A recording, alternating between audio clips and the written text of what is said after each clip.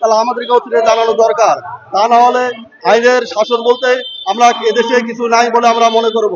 আমরা আজ 2 মাস ধরে খিলগাঁও ব্যাটালিয়ন সদর দপ্তরের সামনে অমরণ অনশন অবস্থানে আছি। আমরা নিঃস্ব হয়ে পড়েছি। আমাদের আর্থিক দিক থেকে, আমাদের শারীরিক দিক থেকে অনেক ক্ষতিগ্রস্ত হয়েছি। 31 বছর বারান্দায় ঘুরেছি হাইকোর্টের, সুপ্রিম কোর্টের, তারপরেও যদি সেই আয় আমাদের হাতে না আসে তাহলে আমাদের আর করার কিছু নাই। আমরা এখানে যারা উপস্থিত আছেন সাংবাদিক ভাইদেরা এবং বিচারপতি যারা আছেন সবারই দৃষ্টি আকর্ষণ করছেন, আমাদের দিকে একটি নজর দিন, আমাদের দিকে একটু নজর দিন। আমাদেরকে আপনারা যদি এভাবে নজর না দেন আর কতদিন আমাদেরকে এই খিলগাঁও সদর দপ্তরের সামনে অবস্থান করতে হবে তা আমরা জানি না। আমরা নিজেরাই কাপড় পরে সেখানে অবস্থান গ্রহণ করছি। এতদিন হয়ে গেছে, 2 মাস হয়ে গেছে, তারপরেও কেউ ওখানে আমাদেরকে দেখে নাই। আনসার ব্যাটালিয়ন মহাপরিচালক উনিও আমাদের খোঁজ খবর নেয় নাই। এমন অবস্থা